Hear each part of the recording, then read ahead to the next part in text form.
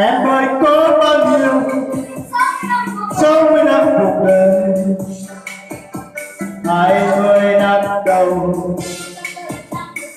sung sướng không bao lâu, 20 năm sau sau những câu vơi vơi, 20 năm cuối là bao. Em ơi có bao nhiêu 60 năm cuộc đời,